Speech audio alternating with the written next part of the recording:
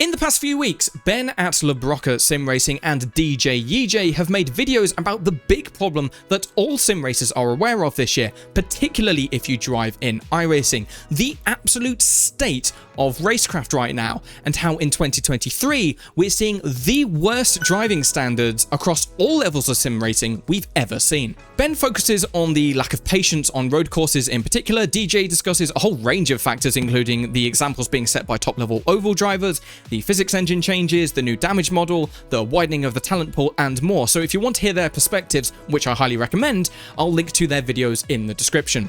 I agree with both of them, but I also think there's some big contributing factors that haven't really been discussed yet. So I'm going to dive deeper into what I believe two of the biggest contributing factors are to the poor racecraft we're seeing right now, and how we can take steps to make it better. Over the past few years, the FIA has come under increased scrutiny for the lack of clarity and consistency in stewarding across all of their racing series, but particularly in Formula 1. From race to race, incident to incident, drivers are increasingly getting away with moves that would see them penalised in other racing series, and as the most popular form of motorsport in the world, many fans believe the aggressive moves they see are just the acceptable way to race. The most striking example of this is drivers failing to leave racing room, pushing their opponents off track, forcing them to back out of moves, or putting them in dangerous positions. In most top-level racing series, these moves are a slam dunk penalty, and indeed by the letter of the law, they should be and have been penalties in F1 as well. The most recent example that springs to mind is Schumacher being given a 10-place grid penalty for pushing Barrichello almost into the wall at the 2010 Hungarian Grand Prix. However, in recent years, we've seen these sorts of moves increasingly become the accepted way to overtake or defend a position, particularly after Rosberg's defensive move on Hamilton on the last lap of the 2016 Austrian Grand Prix, and Verstappen's move on the inside of Leclerc at the same corner 3 years later. This isn't even a problem exclusive to motorsport. The 2023 Tour de France has just wrapped up, and the green jersey was won by Belgian rider Jasper Philipsen, but not without controversy, as on at least 3 occasions he made questionable moves that put other riders in danger, but escaped without serious punishment. Aggressive racers have always pushed the limits and created a new normal when it comes to racing etiquette. In my eyes, for athletes and racing drivers at the top of their game, I can understand them pushing the boundaries and a certain level of leniency in stewarding. But the problem for us as sim racers is that race fans around the world watch these aggressive moves in F1 and other series, then jump into the simulator and believe these moves are okay to attempt and are just a part of racing. This issue is being compounded right now as sim racing is in the middle of a boom period, with more new sim racers than ever before, many of whom look up to, or are influenced by, their favourite real-world drivers. As iRacing becomes more accessible and more prominent, these new racers are jumping from more casual racing titles such as F1 23, GT7 and others into the iRacing service, taking not just the influence of real-world drivers at the highest level, but also what are considered to be the accepted driving standards in those games. Aggressive racing doesn't just mean failing to leave racing room, it extends to weaving on straights, moving in the braking zone, overtaking off track, and more. Just because the world's best drivers do it in real life doesn't mean it's okay to race like that in the simulator.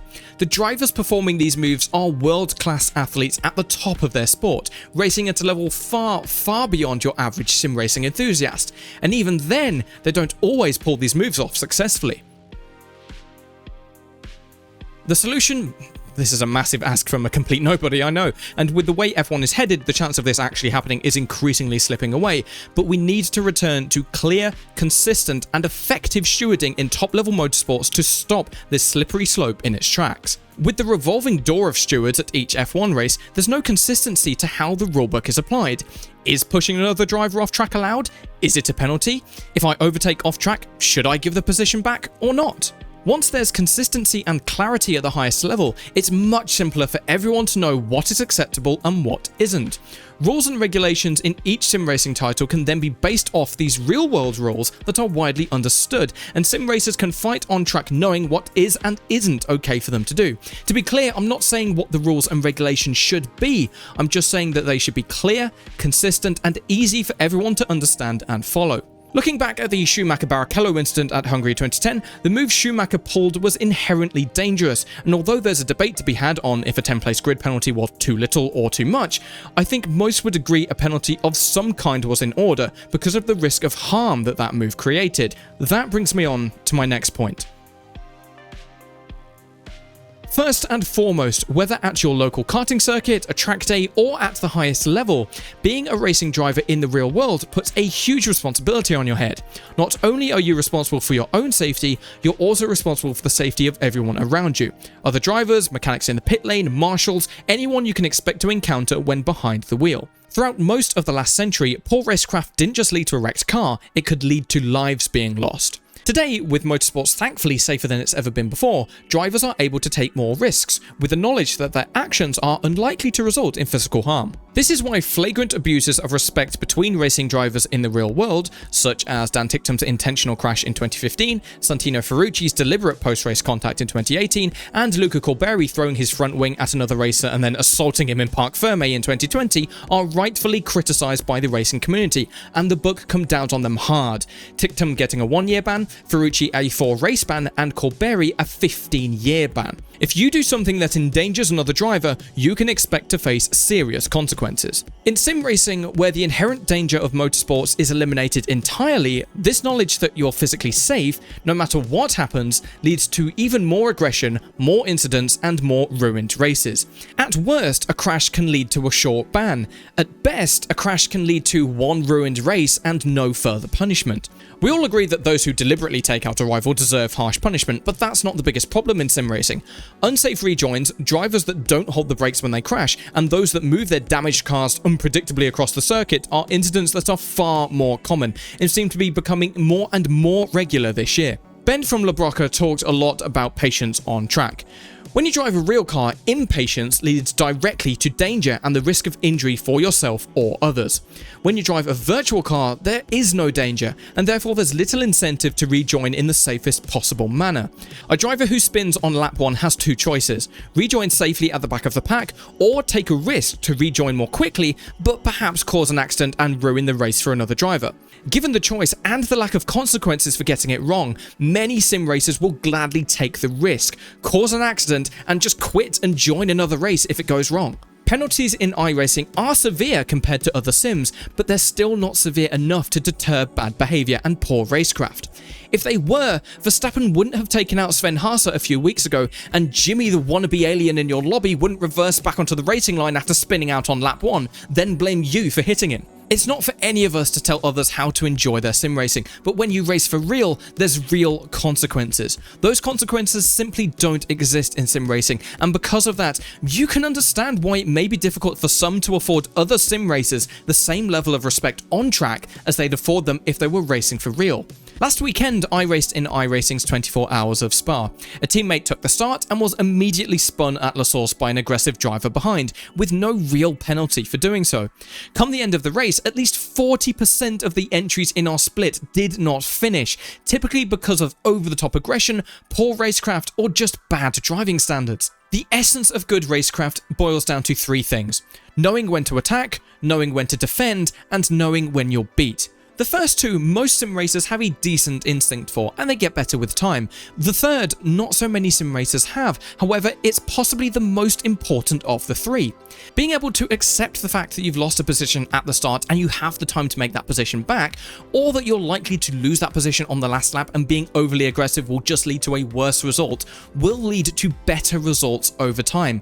I'm not saying you shouldn't fight tooth and nail for important positions, I'm saying it's important to weigh up all the information available to you, consider if the risk is worth the reward, and then make a sensible decision. No driver can win every race. No driver never makes a mistake. Verstappen might be winning every F1 race right now, but at some point there will come a race that, for whatever reason, he simply cannot win. And even though Verstappen is a very aggressive driver, he knows the difference between an aggressive move and a move that simply isn't on. Ultimately, I agree with DJ Yijay. Racing is an inherently selfish sport, and the real value of iRacing as a service comes from the ability to race hard but fair against other people. So when poor racecraft ruins the experience of your races, it harms the value of iRacing.